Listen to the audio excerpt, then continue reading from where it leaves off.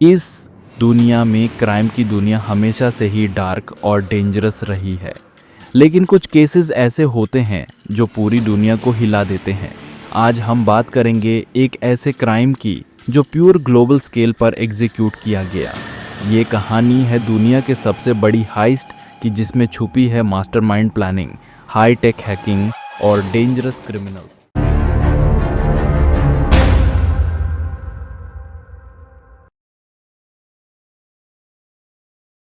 यह कहानी शुरू होती है 4 फरवरी 2014 को।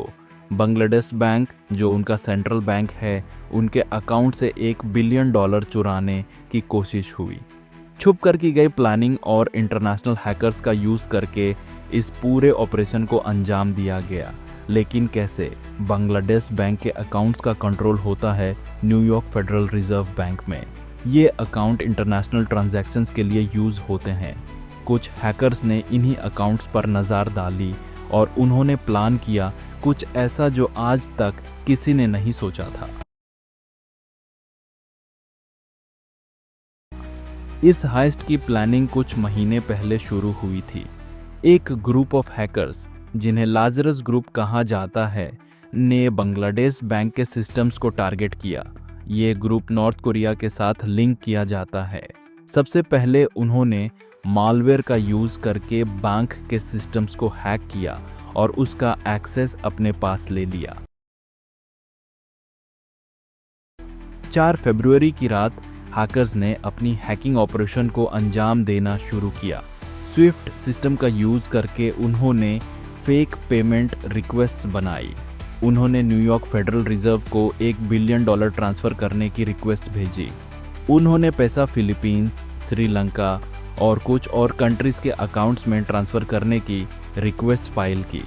और सरप्राइज़ की बात यह थी कि रिक्वेस्ट इतनी जेन्युइन लग रही थी कि किसी को शक तक नहीं हुआ। जब नेक्स्ट डे बांग्लादेश बैंक के कुछ एम्प्लॉइज़ ने अपने सिस्टम चेक किए तो उन्होंने देखा कि कुछ बातें अबनॉर्मल लग रही थी।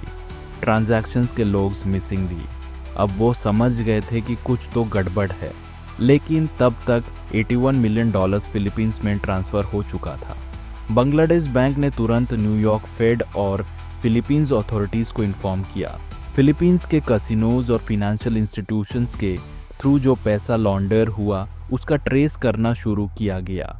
इस हेस्ट में कैसीनोज का रोल सिग्निफिकेंट था, क्योंकि वहां से पैसा ट्रेस करना मुश्किल हो जाता है। इन्वेस्टिगेशन के बाद पता चला कि लाजरस ग्रुप ने पूरी दुनिया में अपने हैकर्स को डिप्लॉय किया था। उन्होंने मलवेयर का यूज़ करके स्विफ्ट सिस्टम को कॉम्प्रोमाइज़ किया था।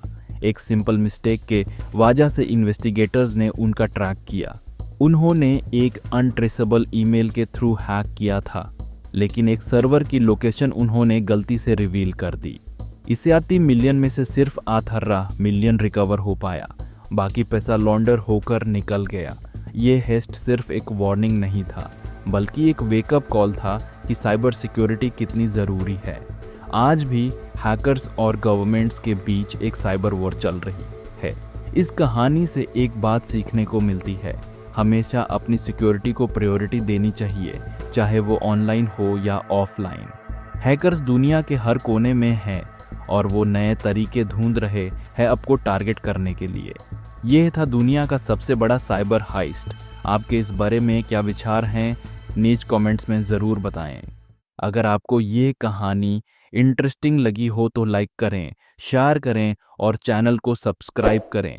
हर हफ्ते नए क्राइम स्टोरीज के साथ मिलेंगे। तब तक के लिए सेफ रहिए और देखते रहिए KSXSTORIES।